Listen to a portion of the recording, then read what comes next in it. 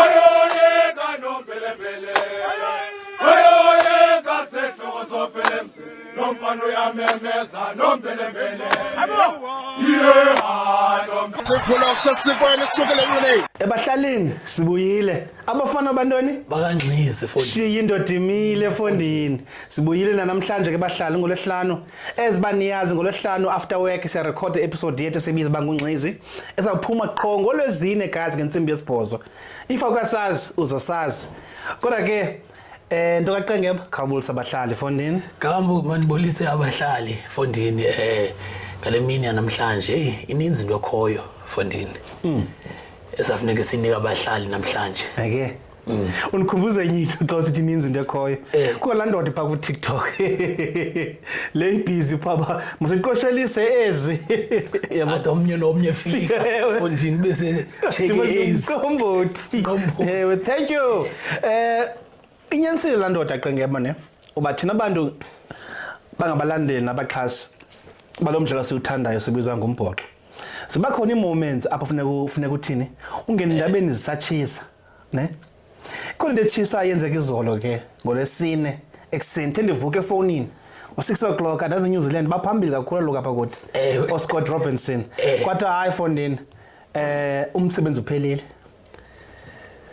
kuthiwa i mutual agreement an agreement is never mutual ayikho lonto le kodwa into yenzekileyo pha apparently kuthi ufele i-review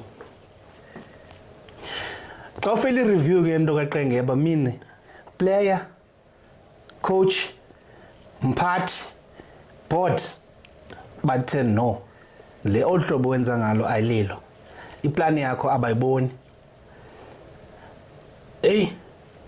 Kambu fondini lento ka Scott inzima kakhulu uScott is not a bad coach sometimes izinto ziye zingahambi kakuhle and lonto le doesn't really mean you are a bad coach yebo yena ufike ngelixesha ngoku irugby say evolvile kakhulu because now if you check i-team ezikwi top 8 ngoku world rankings ziyakwazi ubethana ayisafani nalanto yaqala webhaga yayazi ba New Zealand Springbok Australia are the ones who are dominating yes. So izinto zitshintshile kancinci yabo and ufike kanye ngelixesha le New Zealand rugby yabo say physicality yayo sayidropile kancinci because i South African franchise seziphumile pha ku Super Rugby yes then now wafika ke ngoku yena ngelo xesha iNew Zealand ikulo level imekuyo ke ba ngoku Springboks zikwenye level ephezulu uyayazi ba uzafumana a tough game phaya 4 games against the Springboks hayi more than that 5 look ibene losing streak serious kalo before Eden Park bingu 4 games 4-0 or 5-0 okay qenqo lo akaloku okay uyithathe yena after i World Cup ewe then ke igame yakhe uqala waqenqwa aba Ellis Park kaloku ebeqala uwina Eden Park bengakawini kuwa kaloku ndithi igame zakhe against the Springboks yena zi4 uwine 1 home at home yes and win a controversial game lamdlalo if ubuyele kahle qinga ureferee kodwa no masibe honest yes ne qhubekela uqhawulanga la game nathi besine question ezininzi ngo-referee yabo and igame elandelayo was very fair sabadwaba mamela unyanisile khona mnye ufene naye apho All Blacks apha inkonto zomsebenzi ne utata liqheko ledala shem lemlungu ledala hey hayi wanibetha ngezinya ndandigenya nzima ngalamini yase Eden Park understand mphendula lathi yazi bani lento igqiba kwenzeka next week ayizokwenzeka ngohlobo uyibona ngalo wena iyosabe sigezele kanyani if ikokhona All Blacks fans la South Africa zesile qhingeba not nje indaba yodlala ne besithi ana no man relax because ibona second half litimbi idlala ngamaxheko ne la second half ubona namathathu namaxheko abuyile ne i-team yakho beni celebrate no into singazaziyo sadibana next week bathwani next week kwenzeka ntoni the next week kaloku la team leya kaRasi wayichinja babona umhlola ungena babona itsunami ubona itsunami xa ifika yafika itsunami awuyazi wena uyayazi ba la team uRasi wayiphika the same day ecaphuke yakhumbula ecaphuke the same day. Another thing uScott uyiluzile i-change room. Yes, because now ukunto ethi uSavia uAdi Savia awukhuphe article lo sithi Japan or ayodlalela iLeinster yes yabo so le ndithi I think i-senior players uziluzile pha kwi-change room yakuva ungaluzi players ke kunzima ba wena because i-players esebaleni egqibeleni as much as unganikisa i-strategy ba makuthini i-philosophy but yakuva bayingena ngabe iphume ngapha ndanga ayiza yazi into kaQengeba ne singangeni kakhulu because asizo All Black fans asizogqinisa kakhulu into ze All Blacks if uyicinga kahle lento ne ingxaki yase New Zealand ne bakwilento kuthiwa i-crisis yabona i-crisis i-crisis iqala kancinci yabo biggest mistake abayenzayo kokugxotha thina ku-Super Rugby andithi uScott Robinson ebeziwinile i-3 titles by then the Crusaders yes wazobethi apha iBulls apha somewhere wawina South Africa okay but wina nge-players endala Whitelock okay it's just fine now i-hype be around yena yile ka-Heineken Meyer we yakhumbula Heineken Meyer was a Super Rugby winning coach 2 times I think then got to know the next Springbok coach yes was hyped up to be the next Springbok coach ne ingxaki ne ucoacha iBulls eLoftus akufani no coach Springboks you understand because ku Springboks kudibanise bonke abahlali Indian ndoni nekudibanise bonke abahlali into yenzeka ku Heineken Meyer yento yambethayo ufika pha changing room akhuphe eza instructions ebezikhupha kwintoni kwiBulls you understand ziviwe ngobani go midfield ne no back sporter abantu beBulls both ba understand okay coach no coach ka esithi sube sithi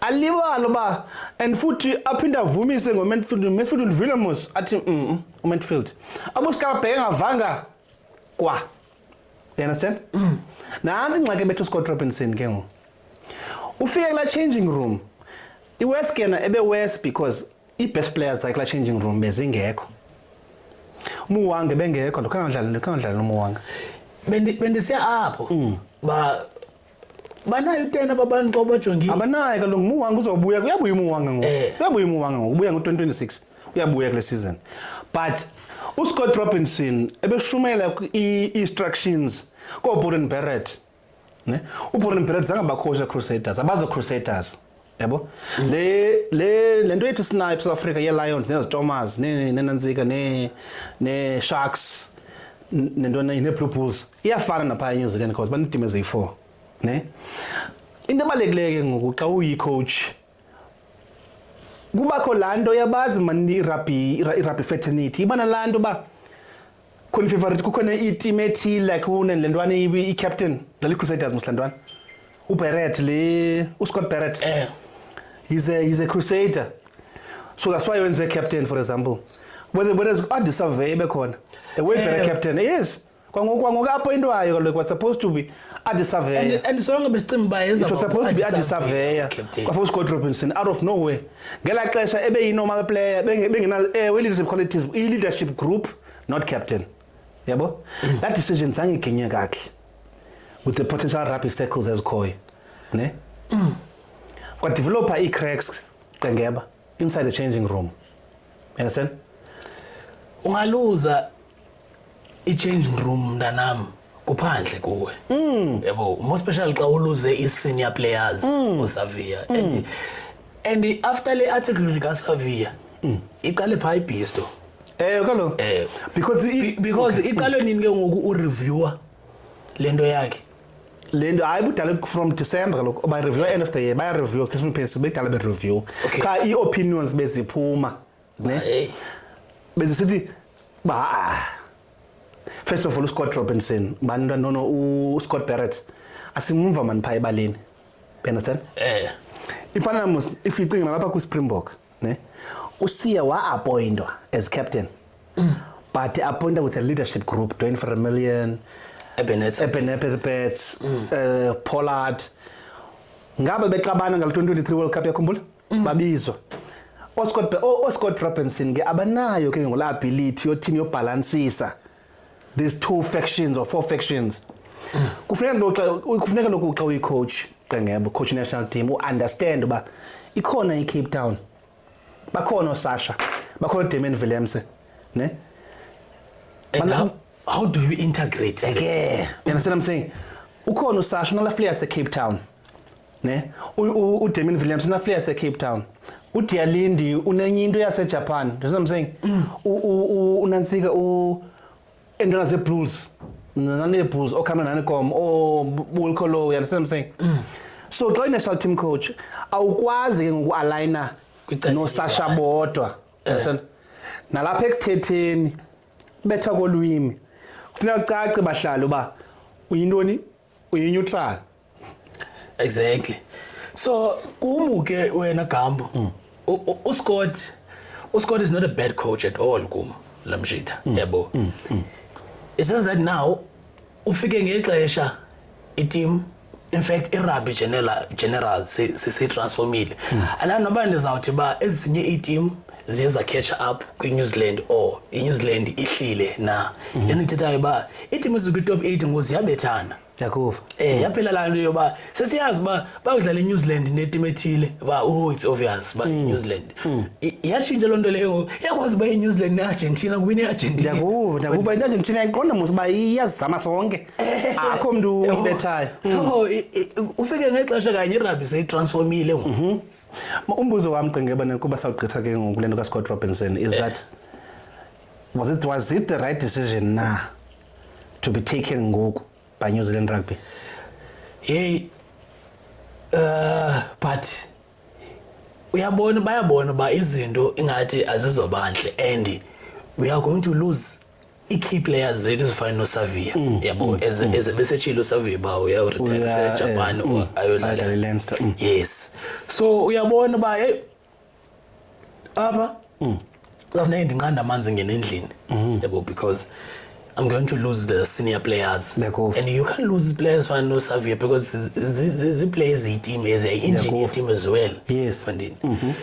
So it's not a right decision, but at the same time it is a right decision for the team. Uzafuneka ume ndawoni, is it a right or wrong decision? What does your gut feeling tell you? Your gut will never sozikulahlekisa igut yakho. Khwela ecingweni. Khwela ecingweni? Okay, manje khwela ecingweni Qengeba. For me it was not the right decision. So you rather lose your senior players? No. Yabona and ikukhona abanye yazi hash ngalise emanzini ne kodwa mamba lisele is up to lona. If you notice a clear example ibikupha ku Chasing the Sun 2 apho siya no Eben be disagree no Dwayne ne. Yes, uRasi Erasmus wayibona ingxaki baye nina inglo ufuna uba nguzulu wathini okay guys wabathatha thini bobathathu bawafaka phi erumini wavala umnyango ne ibalekile ke lando to manage conflict. Yes, that's what I'm saying. So if the New Zealand Rugby ne you take the two parties uzifake erumini senior players coach ave views ze players but this is kwenzeka this and this and this. I feel like Scott Robinson be deserve la chance yokuva la view ye players against yena ungayi ngento yoba you are the coach. Yes, uzomamela, that's conflict resolution ihamba njalo ne lento try marriage counseling ufika uhlale pha umuntu evivu yakho viewpoint, then after that you come to a conclusion in the month xa nilala viewpoint ye ucoach evile neplayers evile sivene ingxaki masilungiseni ne do we have the potential to be World Cup champions? Yes. Yabo? If the vision is that ucoach naye as a 7-time winning cruise will say okay no dizenzile mistakes kule 2 years guys. So send 2 years. Ne? How about the next 2 years? We iron out these small issues. We take out who we need to take out in my coaching team, for example. We bring in who we need to bring in. Mna as a coach, ndithini ndizithobe ndilungise, then we plot a positive way forward. Organization engakwaziyo uplot a way forward 2 years from the World Cup. The coaches awungena ngoku is not going to work miracles against the Springboks. It's impossible.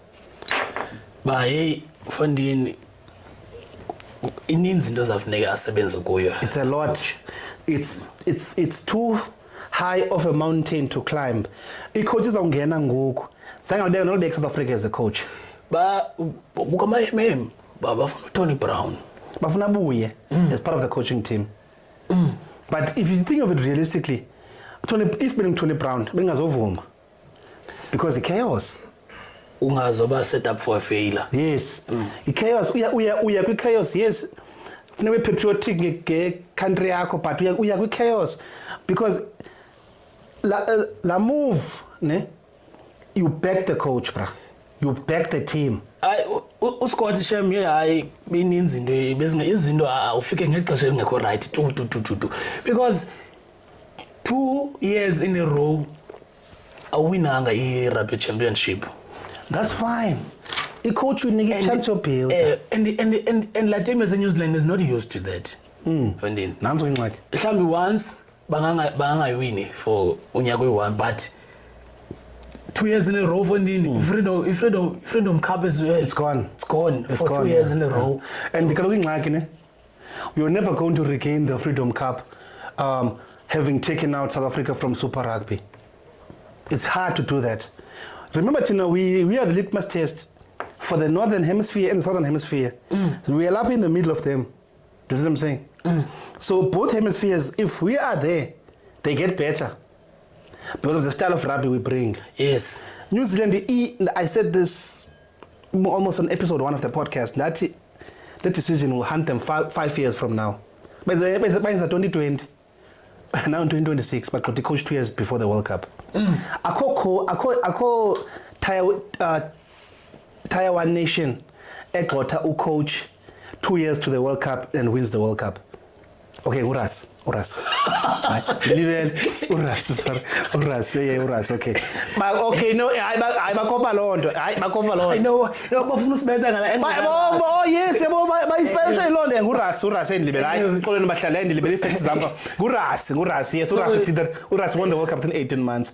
But it's going to be very difficult because Uras usekhona kalo. So babonile ba man it's doable. Springbok science lento ya so uyale change. So abantu aba bathatha ucoach omtsha kushike 18 months before the World Cup. How about we follow the same strategy? Men's a lot. I mean, come on, bruh. Look at the caliber of coach. Urasi usuka from South Africa. Well seasoned. Waya Europe. Well seasoned. Then wabuye South Africa. I-conditions the defensive tactics. Baz experimentile no napa Europe. And tough conditions kunetho kanet Europe most of the time. Guess no. By experiment tactics bazabuya nazo up. Shock of the system. Le coach by coach Japan. Ixhego Ela coach Japan na New Zealand libele kamala qangu. I-All Blacks qangeba. Sisho nguJamie Joseph as the next coach. uJamie Joseph omke New Zealand wa coach Japan. Wathatha iJapan wayisa kwi-quarter finals ze-rugby 2019. Yes. Wabuyela back Super Rugby coach Highlanders. Litmus test iPhiwe ngapha. Hey andiyazi but ndiyafuna umnika ichance about to coach i-team efana ne-All Blacks because phaa kwiJapan uye uzamile kakhulu wasa kwi-quarter finals kwi-group stages zakhe yazi uba wayene-Ireland ne-Scotland phaa kweza group stage I think was better zoyi-2. Yakuv because i-Ireland iphume kula World Cup ngalanyaka ne. Yes. But you okay. Must test loo nto leyo, which is fine. Okay. Litmus test yakhe iphi exactly because okay, masenze example. Uras. Litmus test was in Scotland, was in Ireland, coaching Manchester, it? Yes. Experience as a hardships is Europe, not even URC at the time, a top 12 for dancing.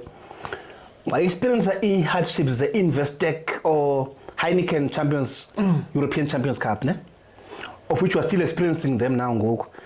They remember the nations as the partners, France, all the European nations, 6 nations basically.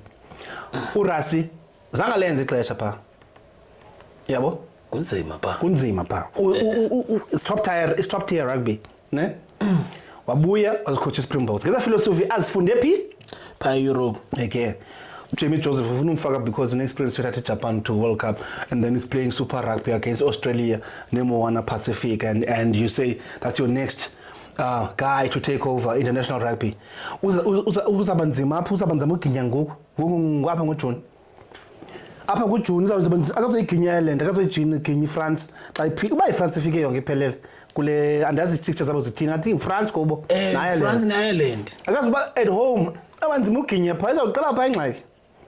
So ufuna kunika abantweni opportunity. Mna bendirayi noScott Robinson mna. Oh wena uburayi noScott angendawo ansafuna na problem no Joseph. Yabo angayinika chance akacoach itim enkulu ke simbone baba uzafika echange ithini. Uzabona. Anyway gqibeleni sizo All Blacks man fundi. Asingendawo. Asingendawo. Ke sijonga pha kuthi man kanti abahlali. Ipina ithanda nenkqubo yethu seyibiza bangungxesi. Thanda sibukela qho ngolezine ngentsimbi yesibhozo. Ngokuhlwa. Xa nisiphe like subscribe to the channel. Nithi into nenye share ne ngo-share ne. Ibhuda qho le nto yazi. Ngo-share the content usiphe pha ku TikTok usifollowishe na ku Facebook guys. Eqeke uziyakhamana fondini kuthiwa kudibene inkunzi esibayeni madoda kubi dibene ankole esibayeni fondini endoda namaphondo amakhulu fondini kuthiwa kufunwa rugby player of the year South African rugby player of the year ngumhlola kaJames.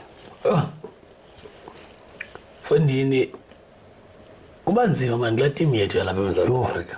Hayi Afila umuntu uyadlala kula team fondini from one uyojoka ibench. Nabantu abasezitendini. Nathi fondini sibakhona fan of the year guys singasilibali njengabaxhasi nabalandeli bale team series baze Springboks. Thina ke kufanele ibe khona icategory ye fans of the year meaning apho ke le category yesiXhosa kuzawufakwa abafana bakantoni bakanxezi fondini. Shiya indoda imile fondini. Indoda umdimisa njani uPeter Steph du Toit ufake uSasha Feinberg ufake uOxenche Yo ufake uMalcolm Marx uthoqhuba uqhuzile ngoYasper Visi. Fondini if sizawuqala ngoPeter Steph du Toit yabo. Peter Steph is one of the most influential players ku international rugby. A strong ball carrier mntanam yabo. Open side flank enforcer a strong layer. Izembe Yayazi manqithe ngoba yabo. Massive work rate umjita fondini like unparalleled in world rugby. Uyayazi ba uphethe yena fondini lamjita. It defense wise as well. Tackle machine fondini. It's one of those guys it's very rare for them to miss a tackle. Yabo.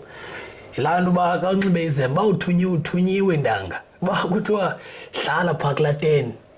Akana chance clash as a result uzambone nokho ibhola la 10 we opposition because yayazi ba ukho la 7 uthunyiwe kuwe straight. It deserve. Yes. Yazi when it comes to when those awards ne ngicabanga ugqiya nami ndithi man it's a team effort qha ke kufuneka kube khona umuntu oyi1 ozayiwina ke lo award kubi khona. Peter Steph we cannot say anything about him in terms of consistency in performance this last season. We could not have won the rugby championship without him. Yes, he is the SA Rugby Player of the Year. Kuba khona ingxaki ngokuthi xa ngeba. Apho zikhamba nakhona because kuba team effort.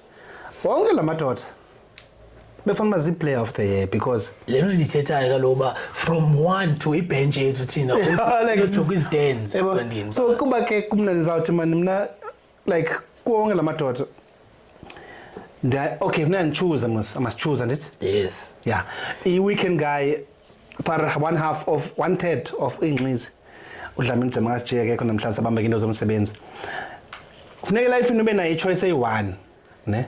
Cha before nifike lo choice andifuna ukuvalela. Basingavalela amanye amadoda. Kuse early kanti sikugqibezela Peter Steff. Masiye kusasha. Yo. Hayi ke uyabuza nenye. Ezobengaki. Top try scorer for the season here Springboks. Fastest player to get to 10 tries for the Springboks, breaking records. Fonini be breakthrough season yakhe le at international rugby level. Usasha Mgumezulu. Senjuma umntana fonini umncinci but umdlalo wakhe is very mature. Unazene yogurt. Lanwana is very creative fonini. Lana kuthiwa umuntu uyi-team. Xa kuthiwa i-player iyi-team ba yuhale player yi-team lena. Yeah. Team fonini. Yeah. At a young age fonini uyakwazi uthatha i-team athathele i-responsibility kuye like he take the responsibility to himself. Yes. Lantwana fonini. Ikho try yayo phaa kwi-Argentina before i-first half la rugby championship la bhola yaza nayo phaa fonini lantwana Iplayer to Karen Mutba makancinci. Yo, sendize nayo ngokwami yabo ba yuha lantwana fonini leyana wait a minute. uyayideserve naye. Yeke, angizithi. Sika from Park. Oh, yima ebuqala ngene nami anikangeni qengeba. Usasha Feinberg is yabona nje ngibunzima ukuphuma amaze emlonyeni. Unzima ucinga. Because lamadoda sithetha ngawo. We're talking about Hall of Famers. Hall of Fame players in terms of the level aba operator kuyo, ne? Osasha first of all I drop age here to your team World Cup final 2027 is going to be a starting 10. Le into obvious. Uhlisa la age la age. Abolo siyabana 35, Peter Steff 34. Usasha uhlisa la age in terms of 22, 23 for no Grant Williams. Uhlisa age le your team. Xa umfaka Usasha at 20, she's what, 22, 23 Usasha. Next year is 23 or 24, I'm quite sure. You bring a 24-year-old to the World Cup final. Ne? Forget general. Among the two general. Si fortunate up South Africa by Zimbini. Mani Lipok no Sasha Feinberg. Kagamwe. Again. Yabo. Into skwazi ubamba umdlalo ngendamo. That's how you hold the game by the scruff of the neck. We're talking about those two players. Okay, andifuna uphuma but saphinda sithetha naye ngenye imini but mna I am still worried nge-kickers zethu. Iwani ingxaki wena inqina. Komna wani inqina. Saphinda sithethe ngayo next time. But mandixelele into yenqina. Yazi into yenqina? Into elungisekayo. Inqina liyalungiswa. Ne? Apho office yabona ngexesha ngo. Ngexesha ningaboniyo kwenzeka ntoni? Inqina liyalungiswa because as long as the stats zijongiwe. Ne? Kujona kicking style ulibeka apha inyawo lethile ubeka apha irawu yaseleft. So into masingathithi into ezizolungiswa. Ne? In pressure moments. Zizolungiswa ezo zinto iyalunga. Bonke sibevela. Ayongxaki leyo. Xa ise-psychologically yalunga. Ayikho kulibhoko ilungile nje. Okay. So ayalunga into enqina is never psychological. I-technique. Okay. Understand? I-technique noma iboxer emdantsane nase-stadium. That's all it is. Okay. Into ezilungayo, into eziweak. Okay. Yabo. Talk about amalungayo abantu abaweak. No into eziweak, into ezilungiswayo. Ila line out throw. Malcolm Marx. Remember? Exactly. We're moving now to Malcolm Marx. Malcolm Marx, yes. Yo, yabona leya player ibike yaba ne-injury Fondini. Yabo, and then he came back very strong. Malcolm Marx Fondini. Malcolm Marx Fondini is still regarded as one of the best walkers in the world. Not one. The the best hooker in the world. He's World Player of the Year, kalo. okay ndiyabova devastating at the breakdown a very strong ball carrier nambo Max lano ndladla ngibendla ngoyithetha ndithi uthi xa uyi-forward yabo from the Springboks there's only one thing that is being expected from you if your front row is to be able to scrum yabo and enye it's more of a bonus yabo once ke ngoku excel ube neza extras ze ball carrier breakdown then ube exceptional same with Malcolm Marx Malcolm Marx ngezo players njalo Yakuva wa improve nje ku line out kakhulu mnanami khumule yayi mistake yakhe le yes ephosa goals throwela ikhona ibi weakness yakhe yes but yathini qengeba yalungiswa so yeke Max Shem it was never psychological no Sasha no Manilipo kayikho psychological lana xa ibula back la concept idlala so ndithetha kuba abantwana bayaqhela big stages hence kuthintwe istrategy kulonyaka kwafaka abantwana phi ko Wales ne baqhela those big stages as I'm saying i-player ke izange safarish with big stages Oxenche. We're moving to Ox now. Okay, my maqala ngikathethe noMarco Max even siya ku Ox.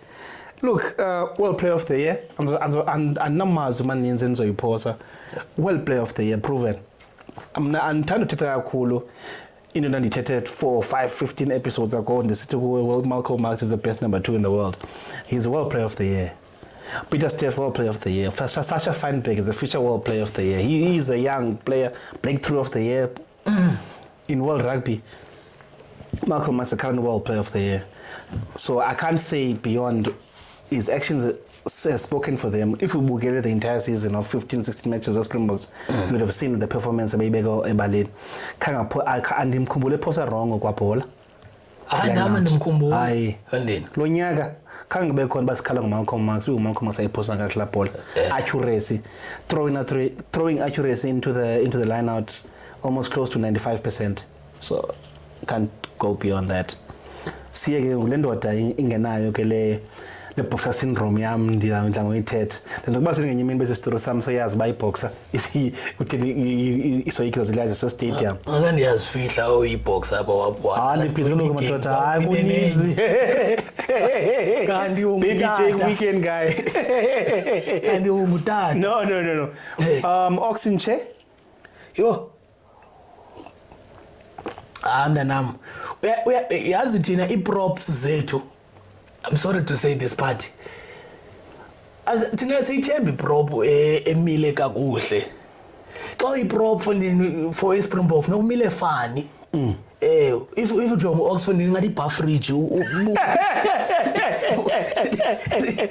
hayi ba thina banini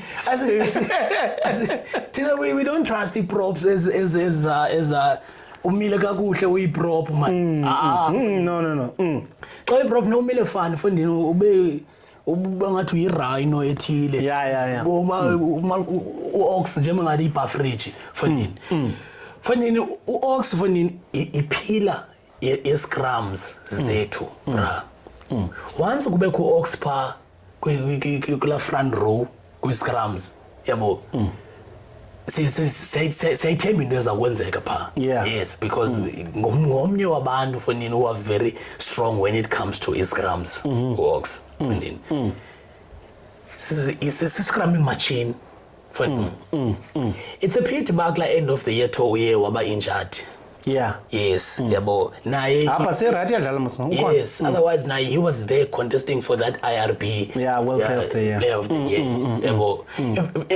yabo and he was a nominee pa naye he was yes naye uyayideserve I mean for me ne and you know but disappointed if Sinigo Ox Shem because of Malcolm Marx, if men know World Player of the Year.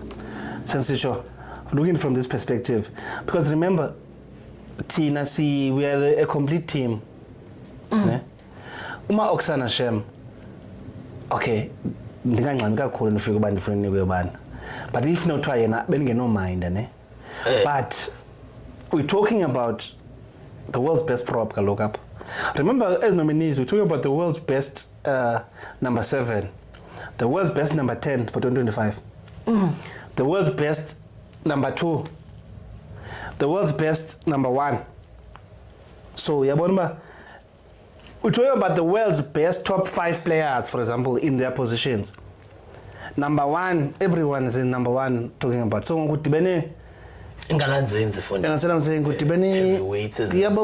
number 1 in each position in the world. So it's a very tough decision to make. I'm saying, yes, I'm saying. So if you look at it from a perspective of wanting to award the award, you have to have nominees at Berlin. Yes.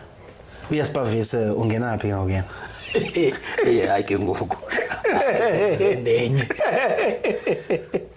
Fanini uyasipavisa uqale late but yabo uyasipavisa fanini ngomnye waba 8 bethu who are close to uDwayne. Akekho kula level kaDwayne but he's close there. He's picked up his game this season. Yes. Or because he had a long rest, then he was fantastic towards the end of the year tour because they were still against All Blacks and those big teams. For example, level yakhe inyuke kakhulu towards the end of the season because they were still. Another example. And that's the case. But yeah, bephakamise kakhulu, ne? Yeah. So kukhona enye tactic edlalwayo ngoba inothesile nje bahlali nababukeli bale nkqubo series bangonxiza. Nisiphe like, usubscribe pha ku Facebook na ku YouTube. Subscribe guys, like, share the content so that abahlali YouTube azosipusha, especially kubantu bakithi abasivayo abalivayo ulimi lethu lesixhosa. YouTube funeka nisinike ulike, subscribe to the channel ukuze nabanye abahlali bazosibona. Kukhona into ekuthiwa yi-2-man, bebeformisha a 2-man breakdown team beqaphela uMalcolm Marx no Jesper. You notice that ba beke breakdown bahamba in pairs bona specifically bayi-2. Then if bayifumana ibhola ofike kuqala kaloku zinkalanzinzi zombini. uMalcolm Marx is famous for breakdown kaloku. Yes. Unansi ngusaveya wethu othile, then uyasipavise ujoinile all of a sudden sinenye 2-man maphambana amabini enze into engayaziyo pha kula Nantsiki kwa Springbok. Azenze ezinye izinto ke ezimfaka lo yesipavise kule top 5 performing players for the season because Eben asinombali bengekho. Yes. Uyasipavisa even though he missed out on those first games. 6 games. Umise 6 games yonke umisishile zase New Zealand. A lot of games. Ubisi ka championship yonke lo. Akabuya on the second game ye New Zealand. No. Zonke. Yeah, otherwise uyasipavisa ilondo kubanzima ba ku select ibalentwana esekapa. Evan Ross. Yes. Because for Nina I couldn't wrong with uyasipavisa. Uyasipavisa is a strong enforcer as well. No, he's still Uyasipavisa is still top 2 in the world, number 8. Yeah. But if on form on that day, he's still top 2 breakdown. He can do it. He can do the breakdown thing is new, by the way, but it works. Yabo. So you class nanzika qengeba fundina funeka xa uyevota pha ballot paper. No choose iparte eyi-1 tata. Bani inikwa bani, doesn't matter noma kwathini. Who's your player? Umna ndiyinika bani? Uyinika umntu lo. Man uMax fonini bese fumene mani IRB. Angabe greedy. Yeah, it's for the team after all. Ewe, angabe greedy fondini. So man, remember Peter Steff, world player nominee, Oxenchair nominated, Peter Steff, Malcolm Marx nominated. Yes. So you can't have that excuse about this one was nominated, this one was not nominated, world player of the year. Man, the nika Ox. Oxen, eh? Yes, I give it to Oxen. My opinion. Sasha. No. Malcolm Marx. Okay. The reason for that, world player of the year, my world player of the year, we need to give him his credit. Yes. I give it to Malcolm Marx. Yeah, I give it to Ox, but I think Sasha is going to win it. I guess as. Sabona ngani ngabahlali. Nisitele nani banibona njani nina? SA Rugby Awards, who's the SA Rugby player of the year? Buzothini? And izat bekufana ba iba khona i-award for i-impact player. breakthrough performance. Like an impact play. Ukwakha Smith wakha Fondini deserve something. Nathi guys, no nqinzi fana my breakthrough fan show of the year, social media awards, go TikTok, this follow us guys, go TikTok, follow us on Facebook, follow us on YouTube. Who knows? Nansi ngaba ngo speed be rap Fondini. Sijonga chat, hey chat. Ku busy madoda. Kodwa ke madoda if niyayithanda le nkqubo yethu sibiza ba unqinzi khathi abahlali babenza ntoni qinga yabo Fondini. Subscribe. Follow on TikTok. Yeah, okay. Follow on Facebook. Share the content. Follow on Instagram. Share the content, guys. When you share the content, algorithm yes pick up uba senze show emandi isifake nakwabanye abahlali. Yento kaqengeba Gamba. Kuba ke sigqiba uvota Fondini. Uvile msivote yami ne? Ndivile. Undishiye ezi. Yabo. Asikho lapho qengeba. Yazi bahlali nabaqhasi balenkqubo sebizi bangonqezi nabaqhasi beBlue Bulls kuba ke last week benditshela bo coach wena makaxoxe kuye kwaphendulwa ke qengeba kwathi zikhona iplayer bezingekho lento uyifunayo ayikabikho feasible at the moment after 8 losses in a row ne kwathiwa Arends Kedley Arends bengekho, Karen Moody bengekho, so kwathiwa siphelelanga ibackline yethu ne ndithi ke okay it's fine ne iteam yethu iwelile ifana lando kuthiwe hayi utywala bophelile kulindwe umalume ubani yoze nenye hey ngikubuza enye into afike umalume ngaphetanga nto akazi mix kwanye ngaphetanga kwafika imatch elandelayo manje bakwenzeke enye into sibone ba mna ke ndibelieve ngonantsika mna qengeba ndibelieve ngobona ne at this stage ndisameke lavethe ba ucoach makahambe sibambeke iteam yase France kwi-Investec Champions Cup madoda ne ngeyiphi lo team Section Palois sections suke ezipaleni ininzi andiyazi kaloku yabona inemali lomxeko umbhoxo wethu walapha eMzantsi Afrika ke guys no Section Palois guys Section Palois sorry ngamnga pronunciation ndiyibhuda yabo xa ngaba no is French ngesiphethe wena no kaloku kuba mna bonjour bonjour hayi unolunga uphinda uthini ke ngoku so guys iBlue Bulls away but into emandi ke abahlali ngathi bakhona bonke kule weekend lapho I think last game lena kaNantsika Ackerman if winile watyiwa god Bruce Scott Robinson Ackerman uzawusinga njani Fondini yabona le game enzima kakhulu because one udlala away Fondini Kukola uka eArgentina ba ucaptain weArgentina straight Fondini uJulia Montoya upha kula team yabo yo and udlala away mntanami igame eza away phaka Investec zinzima kakhulu nebethe sasnow yakhithika lokho kufuneka amabala agqunywe afuneka amabala afakwe heater kwenzela ngasnow in so le game ba ifaith yakhe iza decide ile game inzima kakhulu lonto leyo mntanami mamela ke wena qengeba ungayanga kude iCheetahs nako zibhuke ibala eNetherlands ne for home game yazo home game yazo bhuke ibala eNetherlands eFondini akachayelwa isnow 3 days yonke Fondini 3 days chayela isnow badlala neMunster kafika Ulster leke team kaVernakok hey kuchayelwe isnow 3 days chayela isnow game le game hayi ibala inga yomenko inga nobunowe ngakuhlaba bavingcelwa pha kwathi sibethe ngo28-0 iresult Fondini ni understand inoni bangazisi team go East London indoni bangachoose uyapha Netherlands ungaye eSpain at least akhithi too much yabo choose Netherlands hayi uthi bale 23 days what European rugby 28-0 Fondini ininzi rugby pha eEastern Cape unothatha igame uyise abantu base-Eastern Cape bazilambela igame uyibona la game yeThomas funa babe kugcwele njani iCheetahs zenenye ayikho lanto bayenzile Fondini anyway iCheetahs nangabahlali ngabahlali funeka basibambe thatha iskipper sabo ke bahlali if ngimathanda umbhoxo no take iskipho ze-Cheetahs siskipho esihle futhi no Toyota sibhala Toyota apha phambili sihle man sihle iskipho nalamfana we-yogurt uyi-social media ntontoni ye-Cheetahs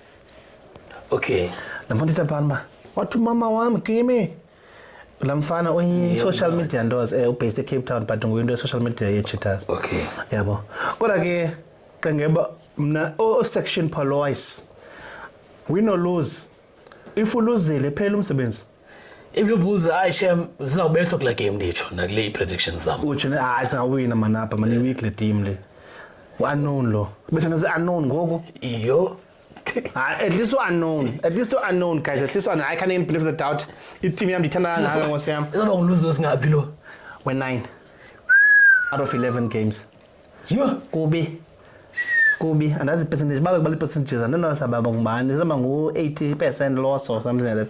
Let's move on. I-Lions zibhizi Papa John isn't it a French team? It's Papa John and the Papa John number yellow I think Yellow and red. yeah red. I-Lions nazo zinokusokola kazi azawulenywa apho away because ingxaki nena yona qenge basisnow kuyakhithika so shem nazo ndide hayi msebenzi ezilenqo kangaka bakla investeke zidlala sikho investeka lokho Lions dlala CEO ziklenantsika lokule UEFA Champions Sharks UEFA Cup yakhona and second division EP what ikhona phe 14 i40 baleka non 40 Varsity Shield Varsity Shield kalo into leyoqala yona Varsity Cup asikho Varsity Cup sibala Varsity Shield so injalo ifuna yazi ke bahlala i-Lions ne-Cheetahs kula Varsity Shield azokula Varsity Cup i-Bulls kula Varsity Cup yeMatis lencwapha ubi iMatis relegate aphansi ndawa aphansi nafint iMatis le ndinqoba red mosle hayi Takis le iMatis wenika lo ngongqongqoshe imkhulu Takis relegator la season ngapha lephelele ya relegate afika yobhulisha saphinda sibuye ke guys ningalibali xa iVarsity Cup siziqala sabe sikhona ke thina ke abantu bahlala eGoli sabe sipha ku-UJ sabe sipha e-stadium siyobukela because sifuna siyobona siphana eTakis ePretoria Northwest kukude Northwest naseVaal kukude kozandawo TUT sikhona sifuna ubukela nje just ubona Vets UJ sibe live Vets UJ kuba ke silapha emfuthweni somfuthweni madoda ke iSharks neClermont ASM Clermont it's French guys bazawulenqa hayi okhebe kule game badlala home bakhuphe i-first team if iClermont ikhuphe i-first team kaloku okhebe bashake bazawulenqa nditsho mna phofu hayi abazolenqa okhebe if kuze i-first team yeClermont if kuze i-first team yeClermont bazawulenqa but ikhona team ene-realistic chance to qualify for the next round mos i-Bulls still have a chance or East Thomas or Thomas still have a chance yeah they still have a chance to qualify i-Sharks also have a chance to qualify the next round last 16 okay i-Sharks zizawina zona kule weekend nditsho at home yes because zizaba nala home ground advantage ukolisi ufuna kolisi baphakamise kalongo wombona nxa bashake bona enye video kambonami mfonini ehamba ngogaga tata efuna into ibilapha kula video izithomazi lesa-Tigers but izithomazi yet home yo zilenciwe last time no yazi unyanisile yazi ke ngoqinga ubuze nenye izithomazi zize nenye udobs yenza amasibombu lande last weekend i-first team ibe at home ayihambanga i-first team wabalekisa uSkarantubeni lopha ngoSkarantubeni phana shem okay hayi ulungiselela le game ulungiselela uPollock hayi no yayihambile Pollock ayikho lakhe leza man ukona nyufu nini usiphumelele uba khona pha ku-comment section yethu ndona yakhe kuPollock eyazi nini uyadelela laa ntwana uzobona kakubi but ungayideleli basop nini yo uzobona kakubi uPollock udibana udibana no-Even Ross iintanga zakhe ugqibela uPollock ezintwana emidlala nansi ku-under 20 under 18 kangazohlule yabo hayi Thomas mna kuba iyi-home game yabo and i-first team biphumlile last weekend if Thomas yawina ko okay nami I think as team zethu xa zidlala home hayi sibanika shem bese-Cheetahs away to Racing 92 Chifa Diamond mntanami upha if bakhupha i-first team iWestside Chifa Diamond sesitulo if ukhutshwe i-first team pha no ezaFijians ziyahlula pha the midfield Yo lana yaqatyelwa indoda pha hayi ikhona nqa stadium nqa rasina nanithuke bahlali inasa stadium sivalekileyo sincinci stadium sabo hey abaqatyela usiya Kolisi kaloku la team yakhe zawufaka ipicture yakhe apha niyibone bi team yakhe before abuyele kwi-Sharks kaloku yebo hayi i-Cheetahs azaqatywa ba mntanam hayi no abahlali no nxa i-Cheetahs invisible sesibona nosibona anyway andiyakuthi ngekho URC because imali ziyalona pha yazizalenqa straight avane bakhulu eshema abantwana bethu bengibani landelayo phelile ayiphelile fondena ndiyazi bayikhona kenye masivale kodwa masivale ngo kodwa ke bahlali if na enjoy le nkqubo yethu sibizi bangonqisi cala siphe ulike usubscribe ushareishe le link khona notification bell lapha ezantsi uyicofe notification bell uncokole ngathi man ngezivise zombhoxo 2027 uBook Friday uyeza ngeba siphikise efonini nathi sizakuphikisa back eke napha ku TikTok any special request to TikTok yale veki oyibonileyo pha comments abantu bayabuza ba ngubani my friend ngicekene nento ubani my friend kodwa ke bahlala if ufuna umazi my friend bangibani episode 44 lo umphendulile uqenge bangibani my friend zenenye kange ndiyicingela uze nayo bese ngo you nguliya kodwa ke bahlala siyathanda uba nani man ngolezine ngentsimbi yesibhozo ebusuku ne yes isixhosa sami sibe sithini and sipho like to subscribe cinga makhapha isabahlali man ebahlalini siyabulela fondini nangona besinga hayi mpa